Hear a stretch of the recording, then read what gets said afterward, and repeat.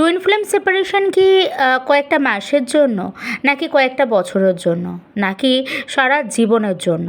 তুমি কি কখনো ভেবেছো সে যদি আর না ফিরে আসে, যদি এই সেপারেশনটাই ফাইনাল হয়? আজকের ভিডিওটা খুব ইম্পর্ট্যান্ট, কারণ আমি আজ বলবো টুইন ফ্লেম সেপারেশন আসলে কি, কেন হয়, আর কতদিন থাকতে পারে, রিইউনিয়ন সত্যিই হয় কিনা। নমস্কার বন্ধুরা, আপনাদের সকলকে স্বাগত আপনাদের চ্যানেল এসডিবিডি পিসফুল সোল, শান্তিময় আত্মাতে। আজ আমি টুইন ফ্লেম জার্নির সবচেয়ে পেনফুল স্টেজ নিয়ে বলবো, সেপারেশন ফেজ। এই ফেজটা অনেকের লাইফকে কমপ্লিটলি চেঞ্জ করে দেয়, আবার অনেকে ডিপ্রেশনে যায়, অনেকে স্পিরিচুয়াল অ্যাওয়াকেনিং এক্সপিরিয়েন্স করে, আবার কমপ্লিটলি অনেকে নিজেকে হারিয়েই ফেলে। কিন্তু একটা কথা মনে রাখা দরকার, টুইন ফ্লেম জার্নি শুধু লাভ স্টোরি নয়, এটা সোল ইভলিউশনের জার্নি। টুইন ফ্লেম সেপারেশন আসলে কি সেটা বুঝতে হবে।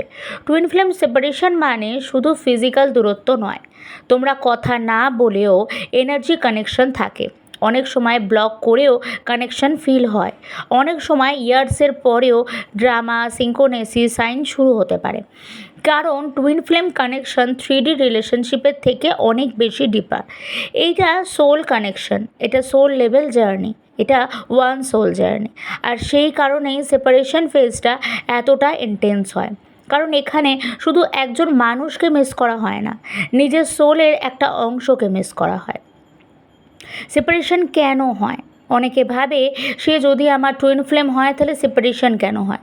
কারণ টুইন ফ্লেম জার্নির মেন পারপাস হলো রোম্যান্টিক রিলেশনশিপ নয়, মেন পারপাস হিলিং এবং অ্যাওয়াকেনিং। সেপারেশন ফেজ ইউজুয়ালি তখন আসে যখন দুজনের মধ্যে আনহিল ট্রমা থাকে, ইগো ক্লাশ হতে থাকে, অ্যাটাচমেন্ট ফিয়ার অ্যাক্টিভ হয়ে যায়, চাইল্ডহুড উন্স থাকে, সেলফ ওয়ার্থ ইস্যু থাকে, কার্মিক লেসন ইনকমপ্লিট থাকে। অনেক সময় একজন রানার হয়ে যায় আর একজন চেজার। রানার ভয় পায় কানেকশনের ইন্টেন্সিটি দেখে, আর চেজার ডিপলি কানেকশনটাকে ধরে রাখতে চায়। কিন্তু ট্রুথ হলো দুজনেরই হিলিংয়ের দরকার আছে। সেপারেশন কতদিন থাকতে পারে? এখন আসি সবথেকে ইম্পর্ট্যান্ট কোশ্চেনে, টুইন ফ্লেম সেপারেশন কত দিন থাকে? এর কোনো ফিক্সড টাইমলাইন নেই। কারোর ক্ষেত্রে কয়েক মাস, কারোর ক্ষেত্রে কয়েক বছর, আবার কারোর ক্ষেত্রে এই সেপারেশন অনেক বেশি দিন লম্বা বা রিপিটেড সেপারেশন হতে পারে। কারণ এটা কমপ্লিটলি সোল জার্নির ওপর ডিপেন্ডেন্ট। এটা ডিপেন্ডেন্ট করে তোমার ইনার ওয়ার্কের ওপর, হিলিংয়ের ওপর, ইগো রিলিজের ওপর, স্পিরিচুয়াল গ্রোথের ওপর, কার্মিক ক্লিনজিংয়ের ওপর। তুমি যত নিজের হিলিংয়ের দিকে যাবে তত এনার্জি শিফট হবে, কারণ টুইন ফ্লেম একে অপরকে মিরর করে। তুমি নিজের ভেতরে ব্যালেন্স আনলে কানেকশানও শিফট হতে শুরু করে। অনেকেই প্রশ্ন করে এই সেপারেশনটা কি সারা জীবনের হতে পারে, বা টুইন ফ্লেম সেপারেশন কি পার্মানেন্ট হতে পারে? আমার পার্সোনাল স্পিরিচুয়াল আন্ডারস্ট্যান্ডিং অনুযায়ী রিয়েল টুইন ফ্লেম হলো সোল কানেকশান। কখনোই সেটা কমপ্লিটলি শেষ হয় না বা শেষ হতে পারে না, কানেকশান অলওয়েজ থাকে। কিন্তু ফিজিক্যাল রিউনিয়ন হবে কি না বা সেটা কবে হবে সেটা ডিপেন্ড করে সোল অ্যালাইনমেন্টের ওপর। কারণ ফ্রি উইল এক্সিস্ট করে, কেউ ইনার ওয়ার্ক অ্যাভয়েড করতে পারে, কেউ ইগোকে চয়েস করতে পারো, কেউ কার্মিক সাইকেলে আটকে থাকতেই পারে। তাই টাইম লাইনকে ফোর্স করা যায় না।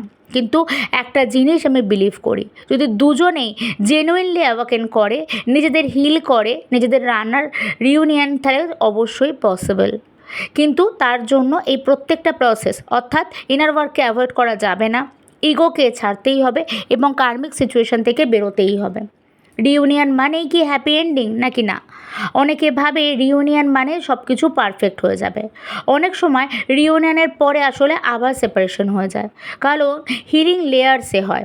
একটা উন্স হিল হলে ডিপেন্ড করে আবার কোনো বড় উন্স তোমার সামনে উঠে আসতে পারে। টুইন ফ্লেম জার্নিতে ঠিক কতবার সেপারেশন হবে বা কতবার রিউনিয়ন হবে সেটা বলা পসিবল নয়। তোমার একটা করে টপিক যতক্ষণ তুমি হিল করতে সময় লাগবে সেটা ততক্ষণ এক্সিস্ট করবে। তোমার হিলিং হয়ে গেলে তোমার আবার রিউনিয়ন হতে পারে, কিন্তু যদি তখনও তোমার মধ্যে কোনো ব্লকেজেস থেকে থাকে সেটা হয়তো সারফেসে উঠে আসবে এবং আবারও সেপারেশন হয়ে যেতে পারে। এই জার্নির এই প্রত্যেকটা ফেজ তোমাকে ইভলভ করতে থাকবে। তোমার এই জার্নিটাতে আপস অ্যান্ড ডাউন থাকবে, পুল এবং পুশও থাকবে, নিয়ার ফার এনার্জি থাকবে।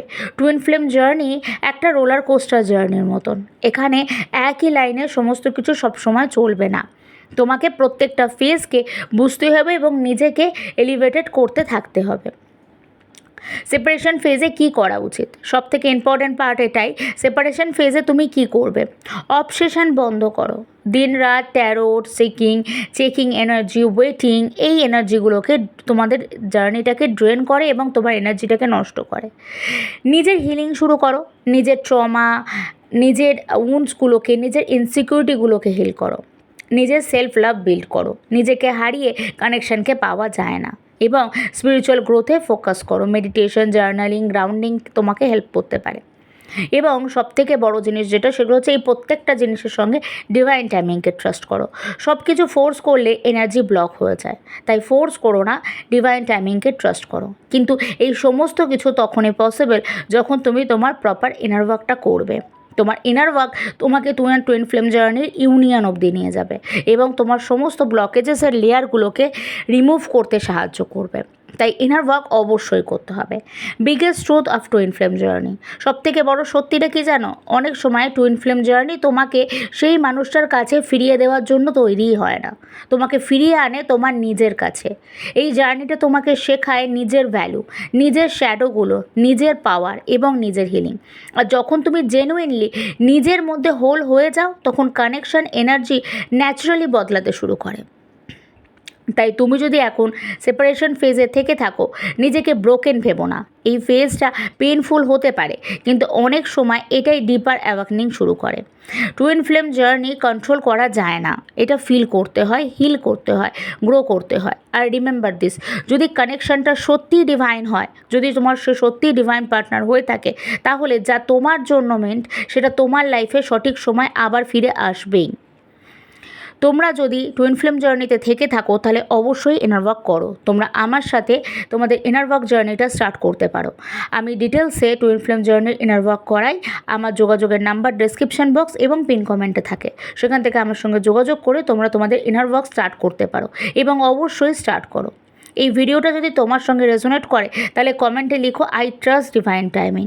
ভিডিওটা শেয়ার করো যদি তোমার ডিভাইন পার্টনারের সঙ্গে তোমার যোগাযোগ থেকে থাকে, এবং তাকেও বলো তার জার্নির জন্য স্টেপ নিতে।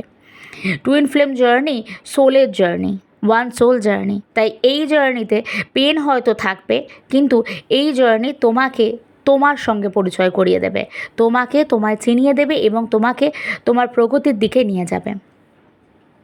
টুইন ফ্লেম জার্নি সংক্রান্ত কোনো প্রশ্ন থাকলে অবশ্যই আমাকে কমেন্ট সেকশনে জানিও।